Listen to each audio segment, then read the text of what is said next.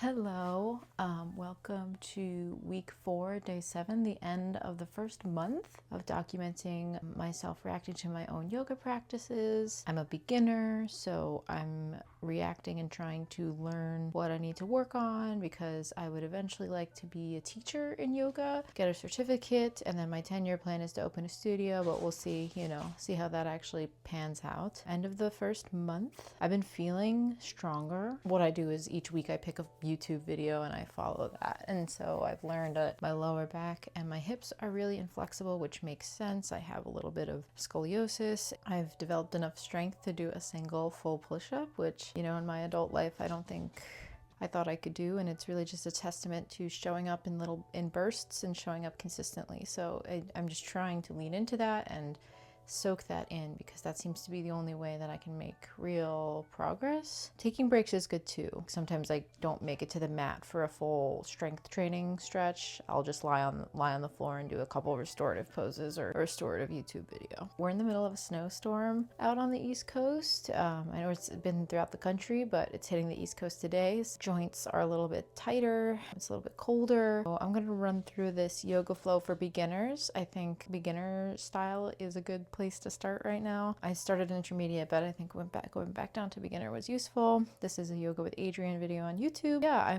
I'm so glad that we made it through the first month. I didn't get my own way. I still continued to post and talk through, really not trying to self-sabotage this one. So let's get into it. Yeah, this video, this Yoga with Adriene video has a very, very long intro of settling in, which I find really nice. You forget, when you want to build strength, you forget how important it is just to breathe and find your breath rhythm and relax, because that then fuels everything else. This YouTube video, and with flow and vinyasa, which maybe I haven't really talked about before, the big importance is kind of moving your body in sync with your breath in where you want to, in poses where your lungs can expand, out in poses where your lungs can contract. I would say my posture looks pretty good in this one. Not the best camera angle to see how exactly my back is doing, but I have definitely my neck is forward for sure, a little bit. So I've noticed even when I'm just sitting in social situations outside of all of this, I'm just so fucking hunched. I have so much shame. It's really, really sad, but working through it is important. I think we go through a bunch of cat-cows, and the instructor really emphasizes breath. You breathe in cow, and breathe out in cat based on how the body creates space for your lungs to contract. It feels really good when you can actually get into a flow state. I don't think my breath work is that strong yet, and that's okay, but I have to go through the poses a little bit faster than what the instructor says, and sometimes I'm holding my breath. Just not something I'm used to putting intention into necessarily. Cat-cows, they look good though. I still have that dip in my lower back, and this I felt pretty good in. That back leg is up more. Forgot about my glasses, like always. These are actually, I don't know what these are called in yoga, but these exercises were actually recommended to me in physical therapy for my lower back, so I'm really excited when there's like a crossover. I think I do a good job keeping my hips square here, keeping my arm at my leg so I get the full mobility move when I go inward and outward. It's just a full stretch and a full weight that my body has to hold to strengthen.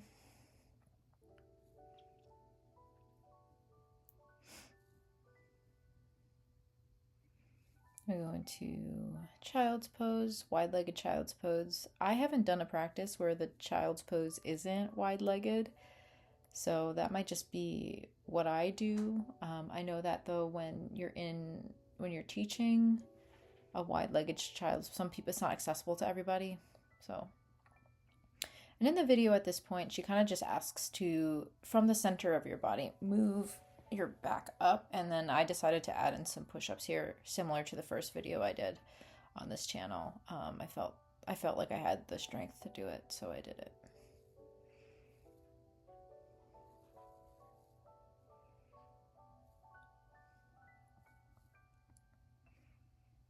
And then this is the first downward dog. This is just becoming easier to sit in. I cannot get my heels to the ground though. And I don't know if you're really supposed to, or that's like the end goal, but that's just where like the inflexibility shows. I'm pushing, and you know, it's hard to be a downward dog sometimes, and yeah, so that's just weird, a weird quirk, I guess.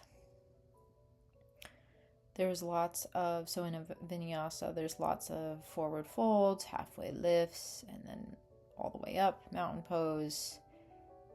But this one was just holding a rag doll for a long time, which is good when you're first warming up. Not putting the stress to I was shaking my legs at that point because it feels good to do that. Sometimes it feels like more work to keep your legs bent than it does to keep them straight. But it's important to do that, to know where you're at. I just didn't get the camera angle right yet again. I should have learned from the beginning of the week. But yeah, there's just like some mountains, and then keeping your hands up and matching it with breath. So in and out like that. Holding a mountain, and she does a good job of like teaching you how to tuck in your hips and align your shoulders and back and keep your knees bent for a very, very strong mountain pose. So I'll be taking that piece of knowledge with me. All the way down, exhale, inhale, halfway lift, flat back. From here, that's looking better. It's looking like a little 90-degree angle between my stomach and my leg. Exhale, forward fold. Inhale, all the way back up. Exhale, arms down. Inhale, up. And then, you know, it gets a little faster. The flow gets a little faster as you walk through it once very slow, and then the flow gets faster. So that's good to know that it's a good way to conduct a class. Hands all the way up. Exhale all the way down. Inhale, halfway lift. Exhale, back down. All right, now we're getting into our first, this is just, what is this, high lunge?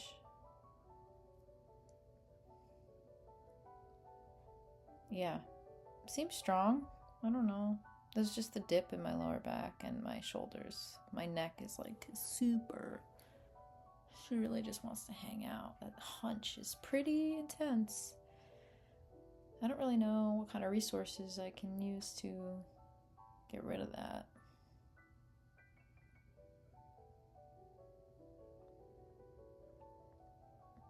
I'm sure if I look up YouTube videos on that, they'll just be like, start with your core strength, which I do think I am doing in a lot of these practices. So not all efforts are lost. Okay, so high lunge on the other side.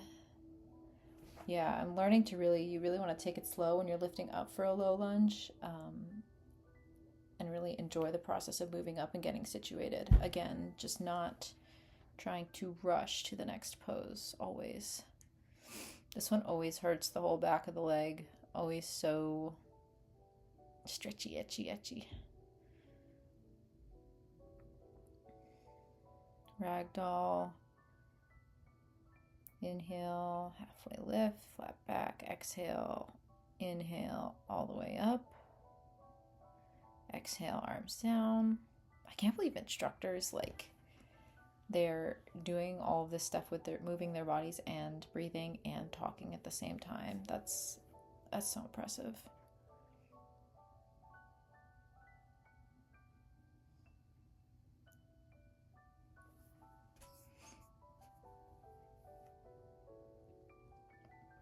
lot of mountain poses. I think at this point there's also some side bends, like raising your arms all the way up, popping out your hip, and just doing some neck stretches in general. Right ear to right shoulder, left ear to left shoulder. Back down, exhale, inhale, halfway lift. Exhale, back down.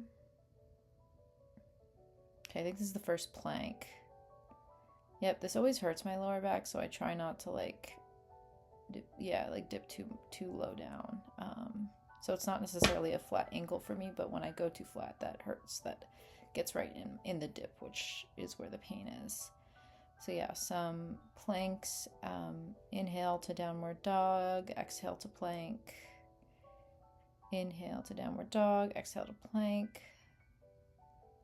Lower yourself down, exhale. Situate yourself, get ready for a baby cobra again, because cobras emphasize the lower back and hips and glutes, where I am the least flexible. I guess adding glutes to that little group is important too now. I cannot, like cobras, I'm just like, I can get 2 inches off the ground. Okay, we go back down before I start to feel the pinch in the lower back, so. All right, back to down dog. Back to low lunge. Spend your time. I guess I hurried that way. Side twist.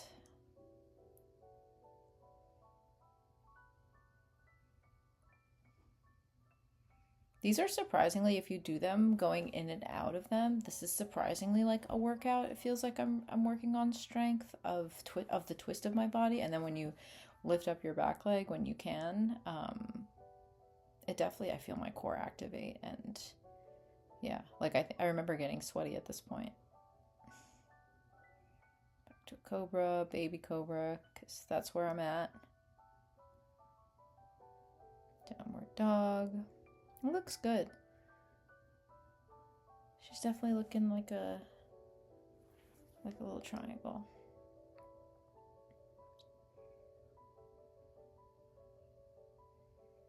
Side stretch with a low lunge. Yeah,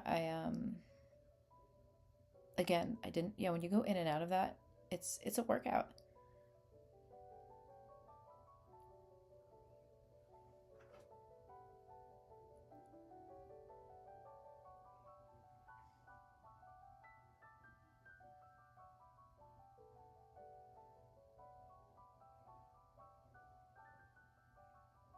Yeah, and then when you're finally done being on all fours and doing core work, the first lay down is just so nice. It's like, whew, I was grinding, and now here's my reward in a way. Or here's a way to integrate all the work I just did. She does a couple low bridges. I did not force it at all. I did not even try to push that hard in my thighs. I spent more time thinking about the form, so really tucking your legs in and then lifting your back and hips, just a little bit, and focusing on really tightening that lower back area, instead of how strong or how deep can I, how curved up, how much can I push myself in this pose, which I have done in other videos.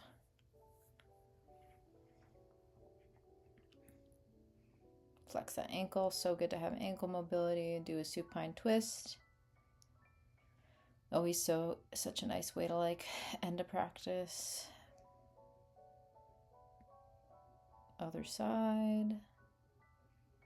And then the video doesn't tell you to twist your ankles, but I think that's a good little thing to do.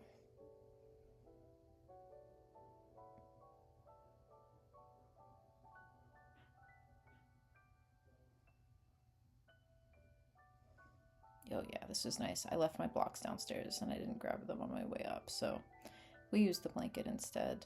And I fidgeted a little bit during this, because this is when you're winding back down.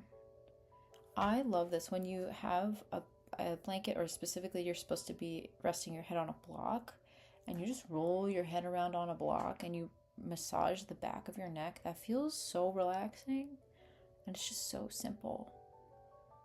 You could do a book, you could do it on a book, you could do it on, I don't know, a cardboard box, like a closed cardboard box, something that can take the weight of your head. But I think, yeah. And then I shake it out before I go into final vinyasa. I just did that for the first time today, and that felt good. Yeah, like I said, my friend hosted a somatic dance party, and just shaking and tapping and stuff really gets out some like that, like pent up energy that sometimes we hold on to and don't even realize it. All those little emotions that we have when we're scrolling on our phones or interacting with people, you know, that our subconscious kind of takes in. You're just going to shake it out a little bit, give it some room to clear up. There's the third eye. Really focusing, saying thank you, sending out gratitude.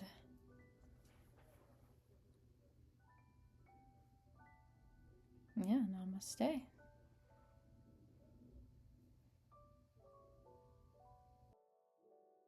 Hopefully this is on. That felt so good. Definitely beginners for now. It's humbling. Even the beginners flows are humbling. This practice, I would recommend it really hard. I think she focuses a lot on like breath flow, which is another part of yoga I have to kind of study. With flow and vinyasa specifically, there's lots of you inhale in postures where your lungs have more room to expand. So in like the way you inhale when you're expanding your lungs, and you exhale when you're contracting your lungs, that really just pushes all the air in and out of your body, gets your circulation going, gets all your systems in sync with each other.